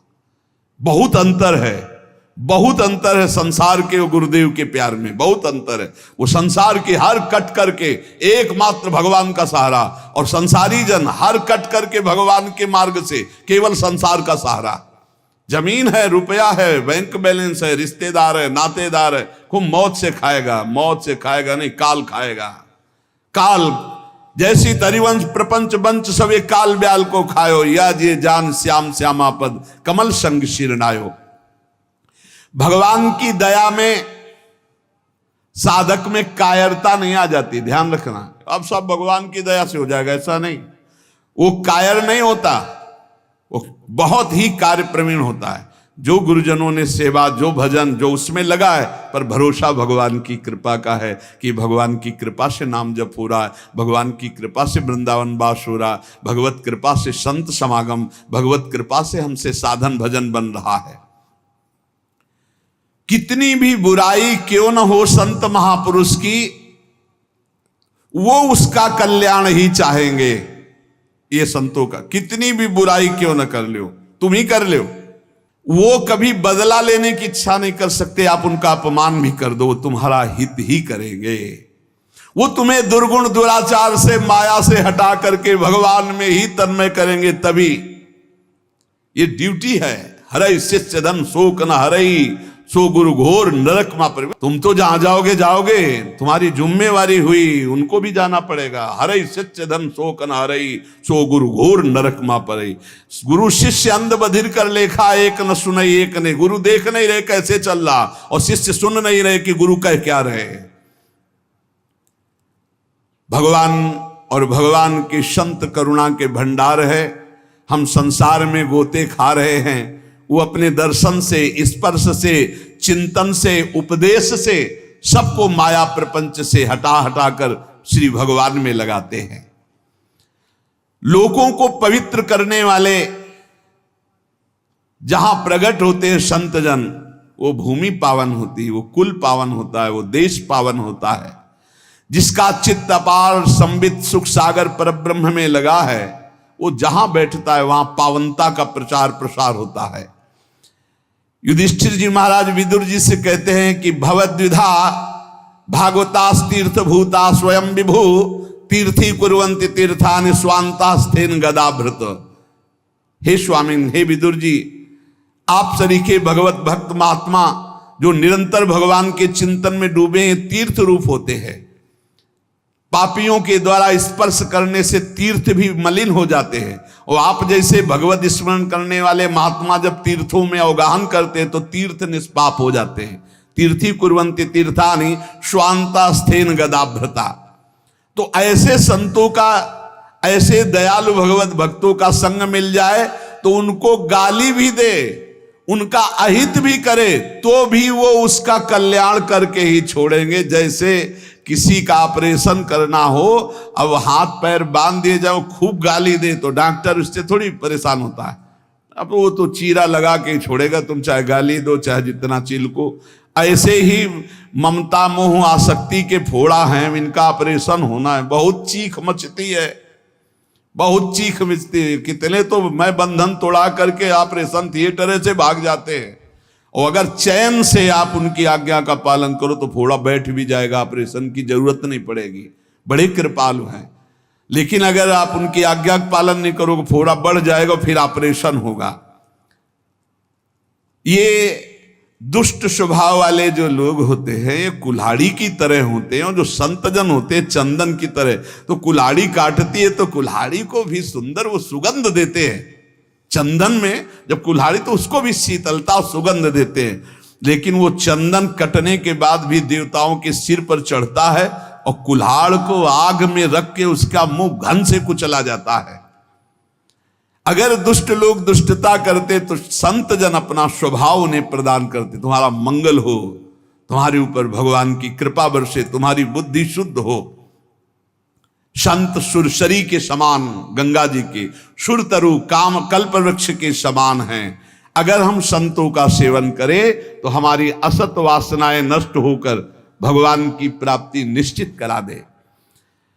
श्रद्धा प्रेम करने वालों का कल्याण होते देखा है, तो मुझे आपकी इस बात पर विश्वास नहीं हो रहा है कि संत समान भाव के होते हैं। जो संतों पर श्रद्धा और विश्वास करता है उसी का कल्याण होता है। और आप कहते हैं संत समान भाव से सबका कल्याण करते हैं। मुझे इस बात पर दोष दिखाई दे रहा है। प्रश्नकर्ता तो यहां उत्तर दे रहे हैं कि श्रद्धा और प्रेम की कमी के कारण यद्यपि संतों की सब पर बराबर कृपा होती है, पर जिसके श्रद्धा और विश्वास की कमी होती है तो वो दोष ही देख पाता है, संतों पर गुण दर्शन नहीं कर पाता। जैसे सूर्य बिना किसी पक्षपात के सबको समान प्रकाश देते हैं, पर दर्पण में प्रतिबिंब पड़ता है और सूर्यकांत शीशा में भी सूर्य का प्रकाश पड़ता है, तो दोनों में अंतर है। दर्पण में केवल एक चमक भर आएगी और सूर्यकांता शीशा में आग पैदा हो जाएगी। उसके ऊपर आप कागज कुछ रखो, आग पैदा कर देगा। ऐसे ही कोई इसमें सूर्य का दोष नहीं कि उस दर्पण में कम प्रकाश दे रहे हैं, उसमें ज्यादा दे रहे हैं। इसी प्रकार संत बराबर कृपा करते हैं, पर श्रद्धा और विश्वास जिसमें संतों के प्रति है वहां ज्यादा कृपा प्रकाशित हो जाती है, और जो कम श्रद्धा वाले होते हैं उनको कम लाभ मिलता है, और जो बिल्कुल श्रद्धा नहीं है तो उनको लाभ ही नहीं मिल पाता है। संतों के पास उनको फिर जब श्रद्धा ही नहीं तो लाभ नहीं मिल पाता। जैसे दर्पण का उदाहरण दिया, शीशा का, एक शीशा केवल थोड़ा तेज पलटकर दूसरे के तेज पड़ेगा, और एक शीशा पलटकर आग पैदा कर देगा, सूर्यकांत शीशा। सूर्य सबको स्वाभाविक प्रकाश देता है, पर उल्लू बिल्कुल प्रकाश का लाभ नहीं ले पाता है। तीन बातें कही, जैसे दर्पण और सूर्यकांत शीशा और ऐसे समान भूमि, वो पलटकर समान भूमि थोड़ी प्रकाश दे सकती है। ऐसे ये उल्लू प्रकृति के जो दुष्ट स्वभाव के लोग होते हैं, ये संत रूपी सूर्य का लाभ नहीं ले पाते। श्रद्धा और विश्वास जितना प्रबल है कि गुरु साक्षात परब्रह्म, काम हो गया, हम तो हर समय परब्रह्म को देख रहे हैं, परब्रह्म का भाषण सुन रहे हैं, परब्रह्म के समीप है, परब्रह्म की कृपा दृष्टि, मेरे कल्याण में क्या फर्क, उसके कल्याण में कोई फर्क नहीं। ये वैसे साधु तो नहीं है जिससे कल्याण हो जाता है, बिल्कुल वैसे ही अनुभव होगा। ये यथा माम प्रपद्यन्ते तास तथैव भजाम्यहम्। उल्लू के लिए चाहे जितना सूर्य प्रकाश हो उसको कुछ नहीं सुख मिलना, उसको अंधकार में सुख मिलता है। ऐसे ही चंद्रमा सर्वत्र बिखरी हुई चांदनी को सुख प्रदान करने के लिए, लेकिन चोर को बुरा लगता है चांदनी, इसमें चंद्रमा का दोष क्या है? ऐसे ही संत महापुरुष परोपकार के लिए, पर जो नीच प्रकृति वाले, चोर प्रकृति वाले, उल्लू प्रकृति वाले हैं, वो संतों से द्वेष करते हैं, उनको गाली देते हैं, उनकी निंदा करते हैं, और इसका फल होता है कि वो दुर्गति को प्राप्त होते हैं। यदि कहा जाए ऐसे दयालु पुरुष प्रत्यक्ष जो भगवत प्राप्त महात्मा है, तो उनकी बुद्धि क्यों शुद्ध नहीं हो गई? दुष्ट है तो उनकी बुद्धि क्यों शुद्ध नहीं हो गई? इसका उत्तर है कि संतों का गुण, प्रभाव और तत्व बिना श्रद्धा के नहीं आप लाभ ले सकते। श्रद्धावान लभते ज्ञानम। जितनी जोर की श्रद्धा संत पर, जितनी जोर की समर्पण वृत्ति, उतना ही लाभ। जब श्रद्धा होती ना तो हम अपनी तरफ जब देखते तो लगता है आह निहाल हो गए, आज हमको देखा, आज हमारी तरफ मुस्कुराए, आज हमसे बात किया, अरे आज तो हमारे ऊपर सर पे हाथ रख दिया, अरे हम तो निहाल हो गए। श्रद्धा विश्वास नहीं है तो दुर्योधन को कोई फर्क नहीं पड़ रहा, भगवान भी बात कर रहे हैं। कभी कभी संतों के कुछ आचरण ऐसे होते हैं जिनको हम ना जानने के कारण दोष दर्शन कर लेते हैं।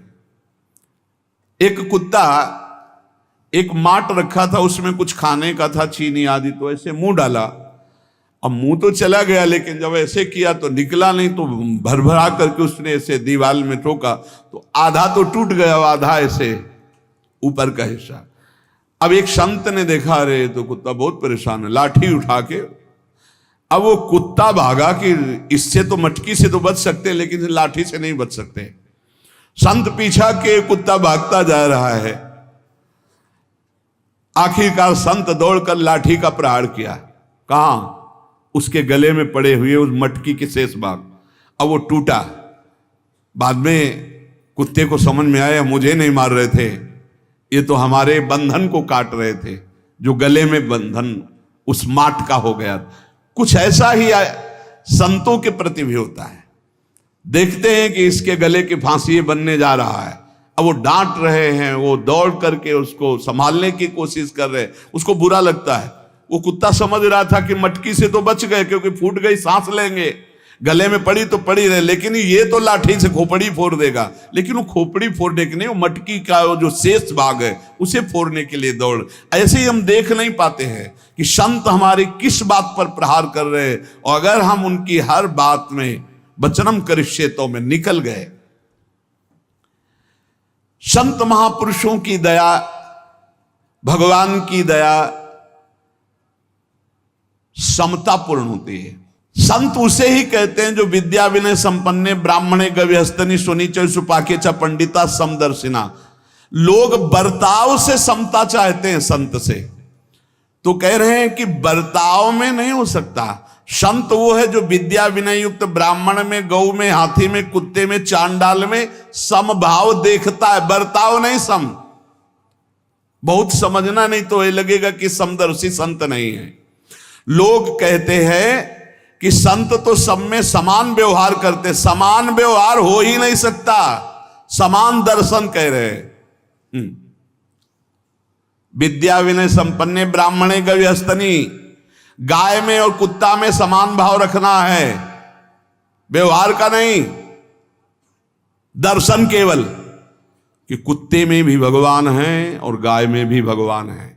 व्यवहार अलग होगा, खाद्य व्यवहार स्वरूप आकृति गुण व्यवहार इनको देख के किया जाता है। समता सब में भगवान की है, सब में एक आत्मस्वरूप श्री भगवान है, संत जन ये देखते हैं। अब जैसे हमारा देह समान रूप से हमें प्यारा है, ठीक है, बोले व्यवहार समान होना चाहिए, बिल्कुल समान, यहां लगेगा तो दर्द होगा, यहां लगेगा तो दर्द होगा। ये केवल दर्शन समानता का, व्यवहार में यहां भी भेद हो जाएगा, और अगर भेद का अगर सही व्यवहार ना हो तो मूर्ख का आ जाएगा। नहीं, अब यहां छुआ कोई मतलब नहीं, फिर ग्रंथ छू रहे हो, नीचे के अंगों को छूने के बाद रज लगा के हाथ धोना होता है। क्यों व्यवहार में भेद किया? क्यों किया? तुम्हारा ही तो शरीर है। बोले इतना तो होगा, व्यवहार में तो भेद होगा, व्यवहार में भेद होगा, दर्शन में भेद नहीं होगा, हमारा ही शरीर है।